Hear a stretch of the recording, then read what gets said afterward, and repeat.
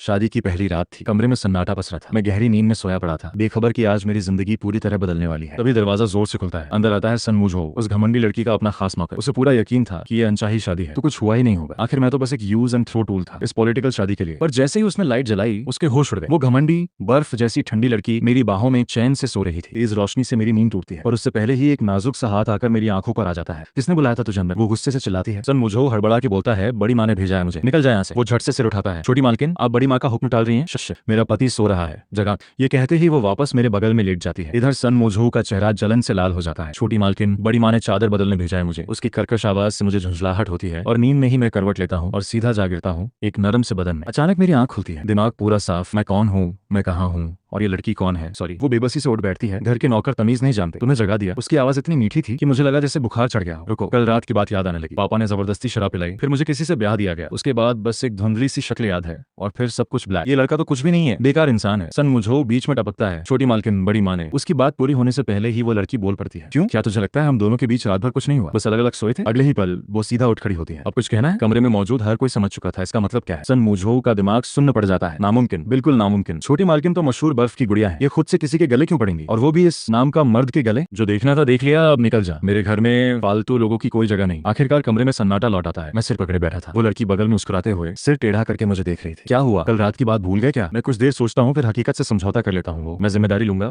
मुझे ये लाइन बड़ी मुश्किल से बोलते देख उसका मूड एकदम खिल उठता है। वो मेरा हाथ पकड़कर वापस बिस्तर पर लिटा चाहती है। मैं चुपके से थोड़ी दूरी बना लेता हूँ और उसकी नजर से कुछ नहीं छुपता। एक शरारती मुस्कान लिए वो और पास आ जाती है। तो बताओ कैसे जिम्मेदारी लोगे मेरी? माना कि तुम्हें चू परिवार ने जबरदस्ती यहाँ भेजा है, पर अब जो हालात हैं उसमें क्या मुझे भी तुम्हारी जिम्मेदारी नहीं लेनी चाहिए? वो अपनी ठुड्डी पर उंगली थपथपाते हुए सोचने का नाटक करती है, इतनी नजाकत से कि बयां करना मुश्किल था। फिर धीरे धीरे उसका चेहरा मेरे और करीब आने लगता है। वैसे तुम्हें तो मुझे सीधा घर से बाहर फिंकवा देना चाहिए था ना। उसकी वो नशीली हंसी जैसे किसी जादू का असर हो। मुझे गुस्सा भी आ रहा था और बेचैनी। मैं उससे दूर हटने की कोशिश करता हूँ पर ध्यान ही नहीं रहा कि मैं पहले ही बिस्तर के किनारे पहुंच चुका हूँ। अगले ही पल मेरा शरीर पीछे की तरफ गिरने लगता है। बिजली की तेजी से वो हाथ बढ़ाकर मुझे पकड़ लेती है। खिंचातानी में हम दोनों साथ में गिरते हैं। कालीन पर दूरी अचानक इतनी कम हो जाती है कि नाक लगभग नाक से छूने वाली थी। दिल की धड़कन गले तक आ अटकती है। मैं घबराकर दूर हटने की कोशिश करता हूँ पर उसकी मुस्कुराती आंखों में देखकर हाथ पैर फूल जाते हैं और अगले ही पल मैं हार मान लेता हूँ। उसे मेरे ऊपर झुका हुआ छोड़ देता हूँ। मैं उसकी बाहों में हंसते हंसते लोटपोट हो जाती है। थोड़ी देर बाद वो उठ खड़ी होती है, हाथ बढ़ाकर मुझे खींचती है। बुद्धू, कल रात मैंने कुछ नहीं किया था, वो तो बस बूढ़ी माँ मुझे दबाने वाली थी। तो मैंने पहले से ही नाटक तैयार कर रखा था। तो सच में समझ बैठा कि हमारे बीच कुछ हुआ। मैं सिर खुजाता हूँ, सॉरी मुझे बात समझ नहीं आई थी, पर अंदर ही अंदर मुझे राहत भी मिलती है। चलो अच्छा हुआ, अब जिम्मेदारी नहीं लेनी पड़ेगी। या फिर तुझे लगता है हम दोनों की ये पोजीशन देखकर लोग गलत मतलब निकालेंगे? उसका ये अंदाज सच में बड़ा उकसाने वाला था।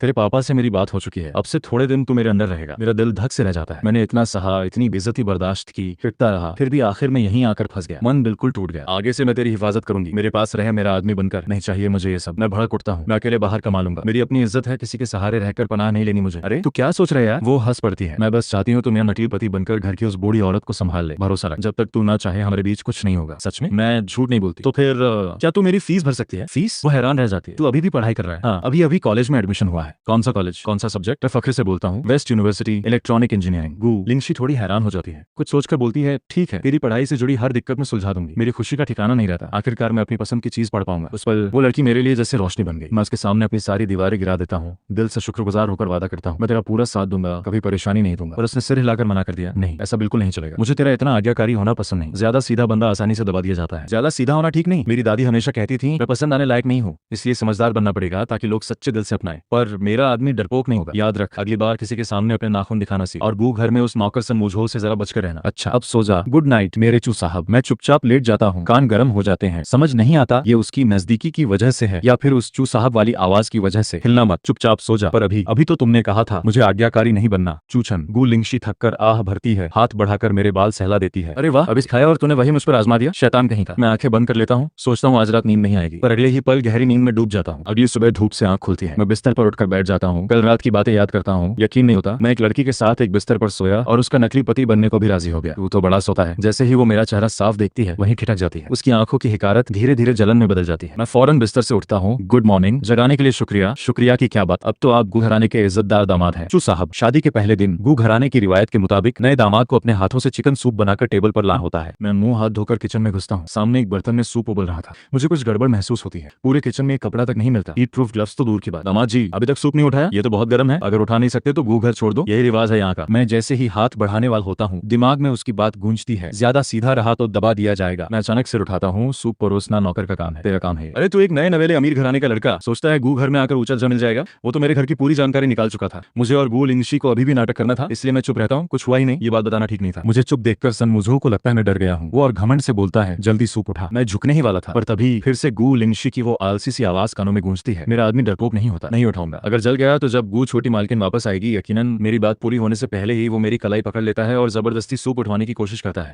मेरे मन में बस एक ही ख्याल, अब तो जल के ही रहूंगा। तू बस एक टूल है, सोचता है छोटी मालकिन सच में तुझे कीमती समझती है। उसकी बात खत्म होते ही एक जोरदार चीख गूंजती है। अभी अभी घमंड में चूर सन मोजो को किसी ने हाथ पकड़कर रोक दिया था। शिनशुआंग ने। उसका चेहरा पल भर में उतर जाता है, फिर भी वो जिस नजरों से मुझे देख रहा था उसमें जहर भरा था। मैं भौहें सिकोड़ता हूँ। अच्छा तुम ठीक हो? मेरे इनकार में सिर हिलाते ही वो सन मोजो की तरफ गुस्से से देखती है। शिनशुआंग बिल्कुल बेभाव चेहरे से सन मोजो का हाथ छुड़ाती है। छोटी मालकिन, ये बूढ़ी माँ का भेजा हुआ नौकर है, इसके हाथ साफ नहीं है, इसे वापस भेज दो। आवाज शिनशुआंग की थी। बिना किसी उतार चढ़ाव के, पर सुनकर मेरे दिल में खुशी की लहर दौड़ जाती है। मिस्टर सन चलिए अब। सन मोजो गुस्से से कहता है, मैं वापस नहीं जाऊंगा। सन मोजो जम पर बैठ जाता है। मैं अपनी कमर पर रखे उसके हाथ को देखता हूँ, अंदर एक गर्माहट सी महसूस होती है। ऐसे लोग बस इतने ही होते हैं। उसने कितनी मेहनत से बूढ़ी माँ का भरोसा जीता था, गू लिंगशी की जासूसी के लिए। अगर वापस भेजा गया तो सब खत्म, उसे गू घर से निकाल दिया जाएगा। नहीं, ये अंजाम मुझे मंजूर नहीं। छोटी मालकिन, अगर आपने मुझे वापस भेजा तो बूढ़ी माँ मुझे गू घर से बाहर निकाल देंगी, पता है मुझे, और उससे मुझे क्या लेना देना। अच्छा हाँ, तुमने अभी क्या कहा था कि मैं अछन को कीमती नहीं समझती? बाहर तो सब कहते हैं गू छोटी मालकिन बचपन से मूडी और जिद्दी है, मन मर्जी करती है, और विदेश में उसकी जो अफवाहें हैं। छोटी मालकिन, मैं बूढ़ी माँ का आदमी हूँ, आपको हक नहीं है। मेरा शरीर बेकाबू होकर कांप उठता है। तुझे मुझसे डर लगता है? मैं ठीक से बता नहीं सकता, पर उसके चारों तरफ से खतरनाक सी ऊर्जा निकल रही थी। मुझे बचपन में पाली एक बिल्ली याद आती है। एक कुत्ता उसका पीछा कर रहा था और मैंने डंडा लेकर कुत्ते को भगा दिया था। उसके बाद से वो मुझे देखते ही भाग जाती थी। बाद में वो बूढ़ी औरत की चहेती बन गई और बेशर्मी से उसकी गोद में लाड जताती रही। वो सिर उठाकर मेरी तरफ देखता है, शायद उसमें भी नमक हरामी का हुनर था। एक ही गलती मैं दोबारा नहीं करूंगा। मुझे उसकी नजर महसूस होती है। मैं सिर झुकाकर सीधा गू लिंगशी की आंखों में देखता हूँ। उनमें न डर था न गिड़गिड़ाहट, बस एक मासूम सी उलझन। उसका दिल अचानक धड़क उठता है और न जाने कैसे वो पंजों के बल उठकर मेरे गाल को छू लेती है। गू लिंगशी के चेहरे पर शर्म की एक हल्की लाली दौड़ जाती है। मुझे एहसास होता है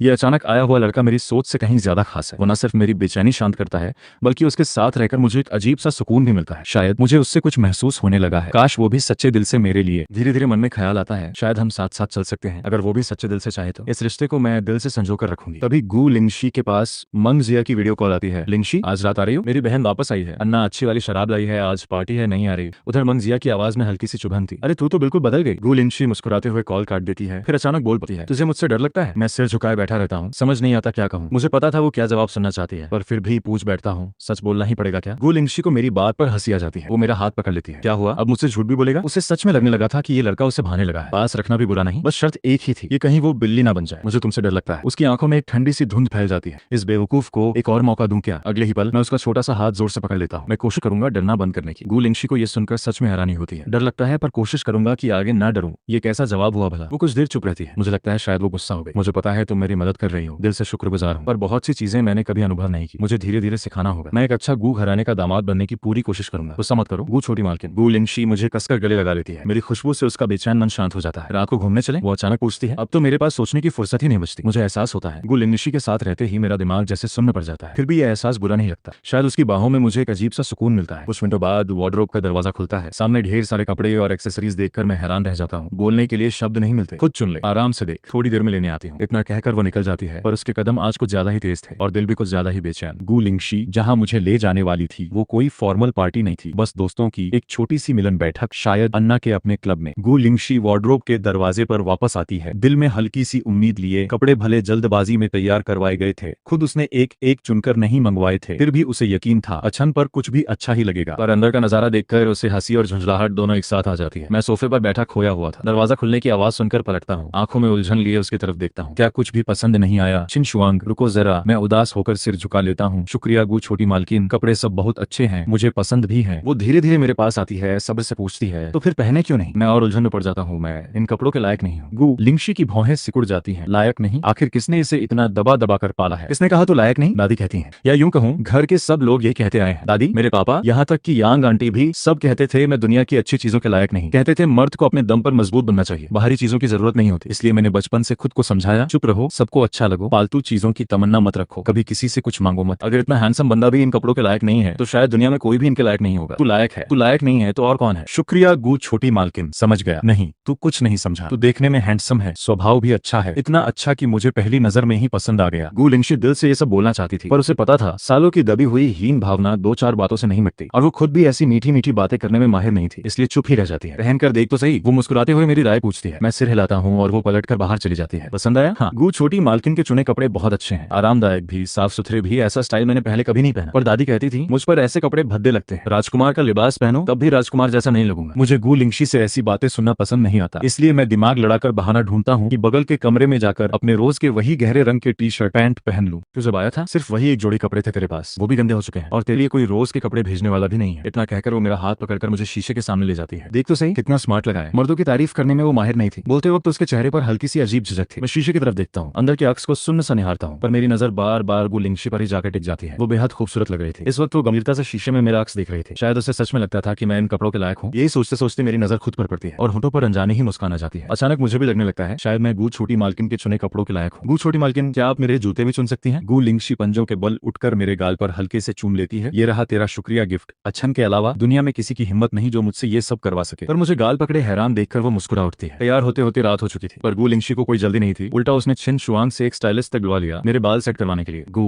छोटी मालकिन तैयार हो गया है। गु लिंगशी की नजर नोटबुक से हटती है, तैयार होकर खड़े मुझे देखती है। उसकी आंखों में हल्की सी चमक आ जाती है। अच्छन तो बहुत हैंडसम लग रहा है। अजीब बात है, जब भी गु लिंगशी मेरी तारीफ करती मुझे लगने लगता है शायद सच में ऐसा ही है। पहले जब शू झिंगजुन का बर्थडे होता तो घर में स्टाइलिस्ट बुलाकर उसका हेयर स्टाइल बनवाया जाता, कस्टम मेड सूट पहनाया जाता। उस वक्त मैं भी अच्छन जैसा बनने की तमन्ना रखता था। गु छोटी मालकिन ने मेरे लिए जो कपड़े जूते चुने सब बेहद खूबसूरत थे। घड़ी भी बड़ी नफीस थी। ज्यादा उम्मीद नहीं रखनी चाहिए वरना लोग नापसंद करने लगेंगे, मैं खुद को यही समझा रहा था। इतने में खोया हुआ था कि गु लिंगशी की आवाज ध्यान से चूक गई। थोड़ी देर के लिए उस मंग चाओ नाम की लड़की से ज्यादा नजदीक मत जाना। जैसे ही हम कमरे का दरवाजा खोलते हैं अन्ना शैंपेन खोल रही थी और मेरी आंखों के सामने ही शैंपेन का पूरा फव्वारा गु लिंगशी पर जा गिरता है। लिंगशी तू आ गई। गु लिंगशी को सहारा देकर सोफे पर बिठाया जाता है। किसने पिलाई इतनी? अन्ना की शराब पीने की क्षमता वैसे भी कम थी, इतना पिला देना भी कोई कमाल का ही काम था। सब लोग गु लिंगशी के दाग धब्बों वाले कपड़े देखकर चुप्पी साध लेते हैं। मुझे लगता है मुझे पहले ही आगे बढ़कर उसे बचा लेना चाहिए था। अब क्या करूं? मैं फौरन अपनी जैकेट उतारता हूं, आगे बढ़कर उसे पहना देता हूं। मेरे हाथ बड़ी तेजी से चलते हैं। काम खत्म करके मैं किनारे जाकर चुपचाप खड़ा हो जाता हूं। कोने में बैठी एक लड़की ताना मारती है, ये तो गु